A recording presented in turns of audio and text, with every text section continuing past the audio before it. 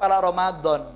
Engki harus semakin kita semangat hadir majelis. Sudah ditutup beb, cari majelis yang lain. Sudah tutup beb, masuk Ramadan, bekal ilmu yang kita sudah dengarkan 1 tahun, kita manfaatkan dan kita praktekkan ketika bulan Ramadan khususnya.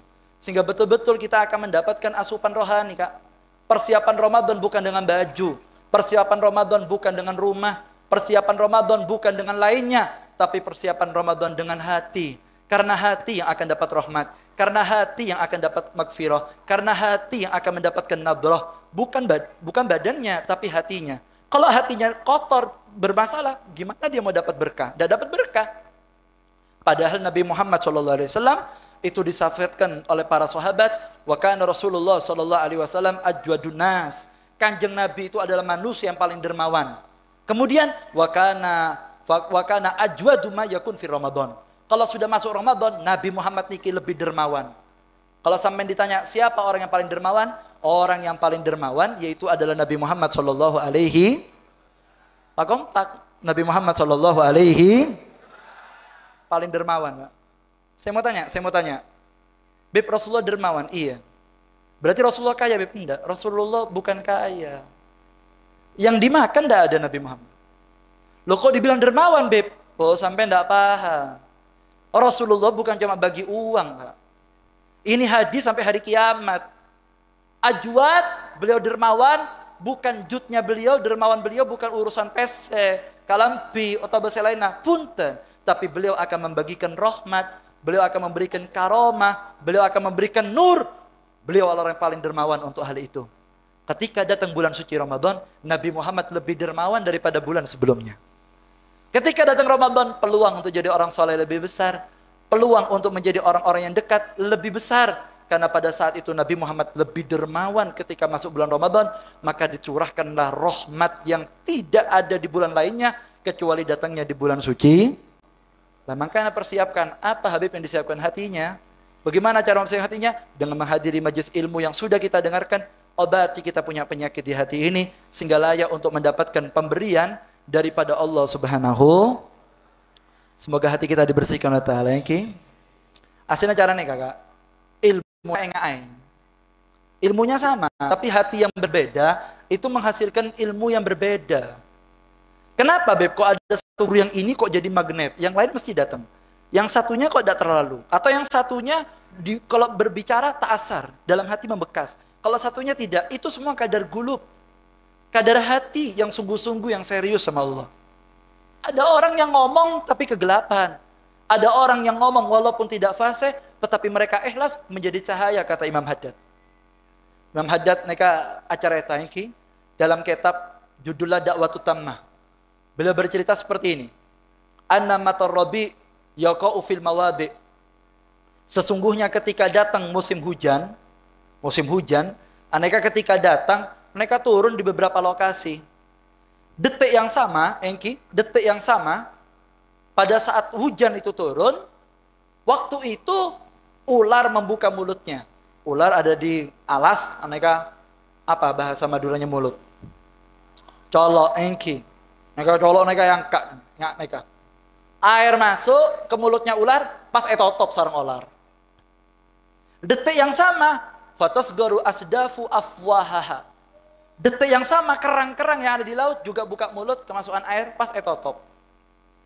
Fayasiru biidnillah, dan berubah air yang masuk di perutnya ular dan air yang masuk di dalam mulutnya kerang, berubah yang di mulutnya ular, yang asalnya air masuk ke mulutnya ular menjadi samman nakian, menjadi racun yang mematikan. Tapi ketika airnya masuk ke kerang, berubah menjadi apa? Lu'lu', menjadi permata yang indah.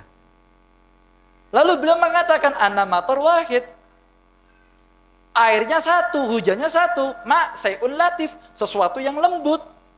Bahan dasarnya sama-sama. Ini ular kemasukan air, kerang kemasukan air. Cuma ular kemasukan air jadinya racun, kalau kerang kemasukan air jadinya mutiara. Kalau racun mematikan, gak? Orang lari tidak mau. Kalau kerang berharga, walaupun di dasar lautan akan dicari sama orang. Tidak bisa orang yang seperti mutiara, mau disembunyikan, tidak bisa sembunyi.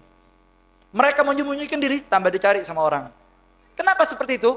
Karena mereka adalah mutiara yang bisa menyebarkan ilmu Nabi Muhammad SAW. Paham? Lah tujuan pengajiannya kayak capok sholawat, capok kabinah apa?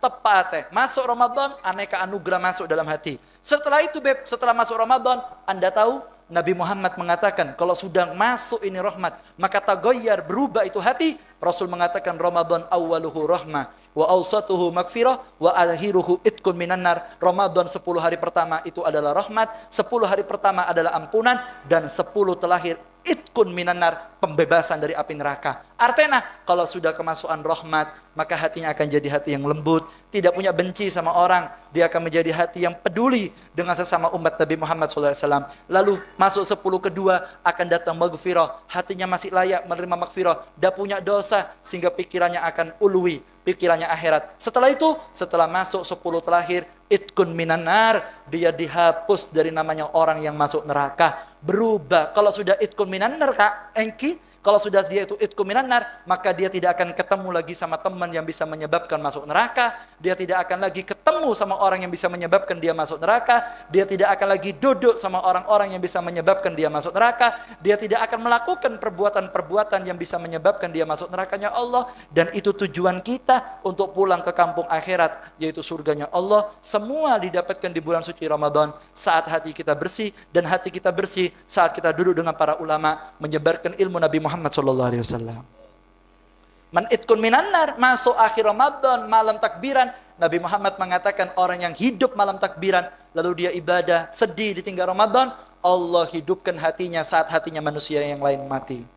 Allah hidupkan hatinya saat hati manusia semuanya mati, hati ini akan hidup. Kalau sudah hidup hatinya Habib, persis dengan sabda Nabi Muhammad, kalau sudah hatinya hidup, dia hidup baru. Hidup anyar, urip maneh, lahir maneh. Makanya Rasulullah bilang, kalau sudah datang takbiran, Allahu Akbar, Allahu Akbar, Allahu Akbar, La ilaha illallah, Wallahu Akbar. Datang takbiran, kata Nabi Muhammad, kayomin waladatu min batni ummi. Dia lahir lagi, seperti baru keluar dari perutnya ibu, tidak punya dosa sama sekali, polos hatinya, yang seperti ini, yang layak untuk berjumpa sama Nabi Muhammad SAW. Dan semua didapatkan saat kita duduk dengan seorang murabbi, dengan seorang guru yang selalu mengingatkan kita banyak dosa, supaya kita berubah menjadi orang yang lebih baik. Ini yang diinginkan oleh Nabi Muhammad SAW.